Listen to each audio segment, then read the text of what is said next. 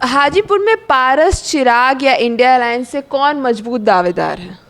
देखिए, हाजीपुर में पारस, पशुपति पारस, चिराग पासवान का क्या करेगी बीजेपी, ये तय करना होगा, क्योंकि अब सीट शेयरिंग की बात अब शुरू होगी बीजेपी में। बीजेपी जो कहेगी हर पार्टी के नेता को मानना होगा, इंडिया अलायंस में जितने पार्टनर हैं, क्योंकि बीजेपी किसी की बात कम ही सुनती है, सुनाती ज़्यादा है। जातीय समीकरण कैसी है हाजीपुर में? देखिए, यहाँ पर 3 लाख से ज़्यादा यादव वोटर हैं पिछली बार की तुलना में।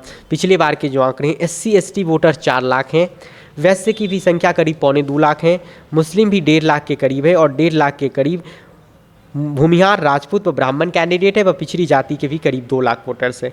नीतीश कुमार के लवकुश जो है, कुर्मी और कोयरी, उनके भी 1 लाख वोटर है और मल्ला भी करीब 50,000 है। चिराग पासवान बिहार में एक लोकप्रिय युवा नेता बनकर आए हैं और बिहार में वो जिस भी जगह पर खड़े होते हैं, सैकड़ों की तादाद पर लोग उन्हें देखने के लिए आते हैं। उनके पास वोटर्स हैं।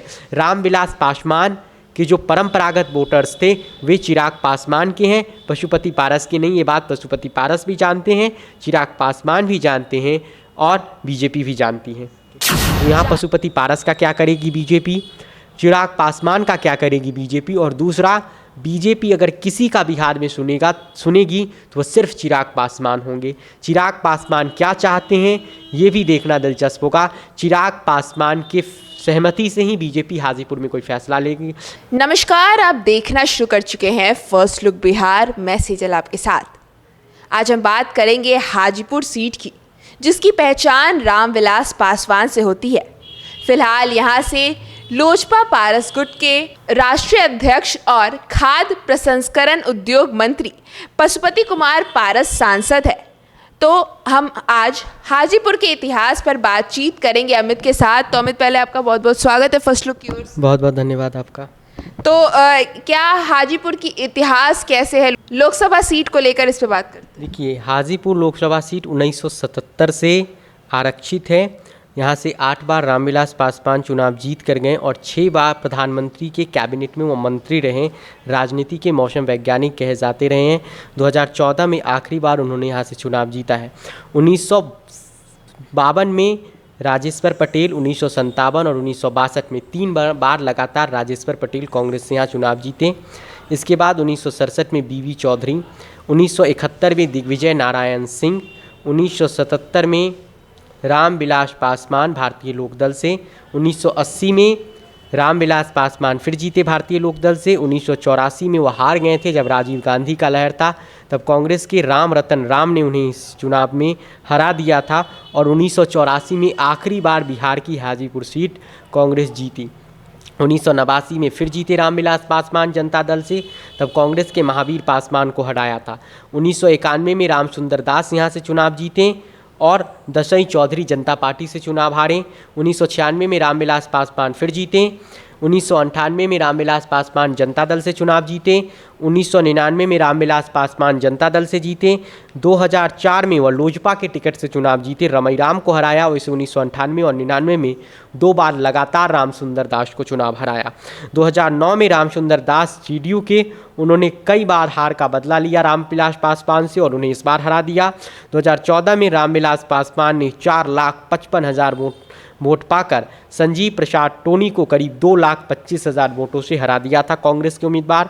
2019 में पशुपति पारस थे लोजपा NDA के उम्मीदवार तब की लोजपा के, और उन्होंने महागठबंधन राजद उम्मीदवार शिवचंद्र राम को बुरी तरह से हरा दिया था।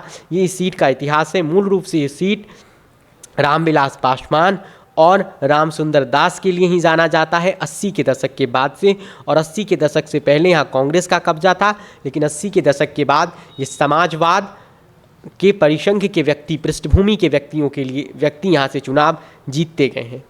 अच्छा, हाजीपुर के लोकसभा सीट में कितने विधानसभा सीट है और यहाँ से कौन कौन विधायक? हाजीपुर में 6 विधानसभा सीट है।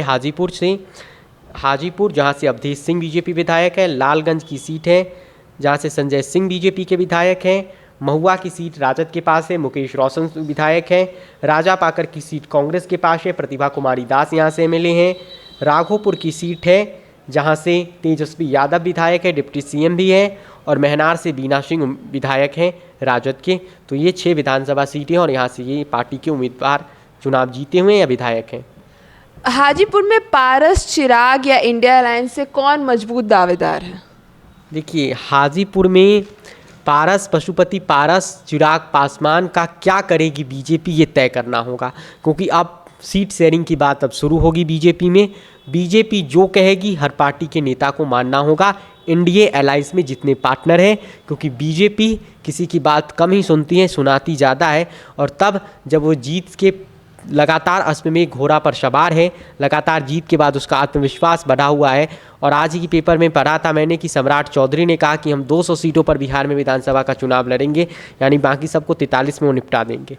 तो यहाँ पशुपति पारस का क्या करेगी बीजेपी, चिराग पासवान का क्या करेगी बीजेपी, और दूसरा बीजेपी अगर किसी का बिहार में सुनेगी तो वह सिर्फ चिराग पासवान होंगे। चिराग पासवान क्या चाहते हैं ये भी देखना दिलचस्प होगा। चिराग पासवान के सहमति से ही बीजेपी हाजीपुर में कोई फैसला लेगी। तो यानी पहले यहाँ तय करना है कि कौन सी पार्टी लड़ रही है, यही हाजीपुर सीट पर तय नहीं है।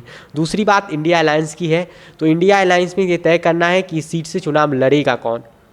क्या राजद फिर लड़ेगी, तो क्या फिर शिवचंद्र राम उम्मीदवार बन जाएंगे, या फिर कांग्रेस लड़ेगी, जहाँ से कहा जा रहा है कि एमएलए जो है राजापाकर की प्रतिभा दास, उसे कांग्रेस उम्मीदवार बना सकती है, या फिर आशा पासवान नाम की एक कैंडिडेट हो सकती हैं जो रामविलास पासवान के परिवार से आती हैं, उन्हें महागठबंधन उम्मीदवार बना सकता है।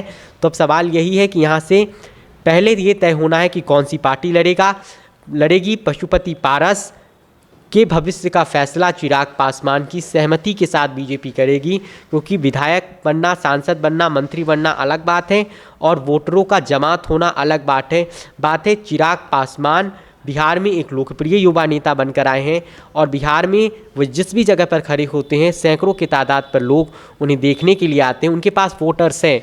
रामविलास पासवान के जो परंपरागत वोटर्स थे वे चिराग पासवान के हैं, पशुपति पारस के नहीं। ये बात पशुपति पारस भी जानते हैं, चिराग पासवान भी जानते हैं और बीजेपी भी जानती है।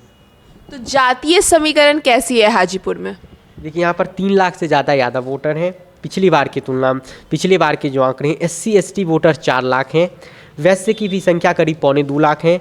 मुस्लिम भी 1.5 लाख के करीब है और 1.5 लाख के करीब भूमिहार, राजपूत व ब्राह्मण कैंडिडेट है। वह पिछड़ी जाति के भी करीब 2 लाख वोटर्स हैं। नीतीश कुमार के लवकुश जो है कुर्मी और कोयरी, उनके भी 1 लाख वोटर हैं और मल्ला भी करीब 50,000 हैं। ये पिछले बार के आंकड़े हैं जो कहते हैं जातीय समीकरण के हिसाब से। वैसे बीजेपी के लिए ये सीट इसलिए आसान है क्योंकि ये सीट वह कई बार एनडीए उम्मीदवार के तौर पर जीतती रही है पिछले 2 बार से। बीजेपी यहाँ से शायद फिर से चुनाव लड़ने की कोई दिलचस्पी न जताए, वह सहयोगी दलों के लिए ही छोड़ेगी। 18 लाख से ज़्यादा पिछली बार यहाँ वोटर थे। 9,78,000 यहाँ पुरुष और 8,40,000 महिला वोटर्स थी। 2009 में जब रामविलास पासवान हार गए थे तब आरजेडी ने उन्हें राज्यसभा भेजकर समायोजित किया था। तो इस सीट पर चिराग पासवान की सहमति से बीजेपी तय करेगी कि किसे उम्मीदवार बनाना है और किसे उम्मीदवार नहीं बनाना है। वैसे इस सीट के समीकरण बीजेपी और एनडीए के लिए मुफीद है, लेकिन कैंडिडेट के हिसाब से तय होगा कि कौन सी पार्टी यहाँ पर आगे है। वैसे इस सीट की पहचान काम से और नाम से वह रामविलास पासवान के नाम से होती है। सियासत में जितने भी उनके विरोधी हैं, पक्षधर है, कोई फ़र्क नहीं पड़ता है। हर कोई रामविलास पासवान के काम की तारीफ़ करता है। जैसा कि बिहार में हर जगह मुद्दा है, 2 ही मुद्दे मुख्य रूप से बिहार में चलते हैं, बाढ़ सुखाड़ के साथ साथ पलायन और रोज़गार के मुद्दे। ये मुख्य मुद्दा होता है, लेकिन जब वोटिंग होता है तब वह तो राष्ट्रवाद के नाम पर हो जाता है, राष्ट्रीय मुद्दों पर हो जाता है, फिर चेहरों पर हो जाता है, मुद्दे गौण हो जाते हैं। यही इस सीट का समीकरण है। फिलहाल इस सीट पर चिराग पासवान को एज दिखता है। कई बार मैं हाजीपुर गया हूँ, वहाँ पर वोटर्स जितने भी हैं, किसी भी जाति को हो, चिराग पासवान के नामों को लेकर उनके अंदर एक ख्वाब दिखता है, एक उम्मीद दिखता है कि चिराग पासवान अगर यहाँ से जीतेगा तो कोई कुछ करेगा। रामविलास पासवान की सिंपैथी भी चिराग पासवान के साथ है। पशुपति पारस के लिए यहाँ पर मुश्किल हो सकता है। जैसा कि हमने बात किया अमित से और आपको बताया हाजीपुर के लोकसभा सीटों का इतिहास और इस बार 2024 के चुनाव में क्या समीकरण रहेगा हाजीपुर पे, तो इस खबर के लिए बस इतना ही। और खबरों के लिए बने रहिए हमारे साथ। हमारे फेसबुक चैनल को लाइक कीजिए, हमारे यूट्यूब चैनल को सब्सक्राइब कीजिए। धन्यवाद।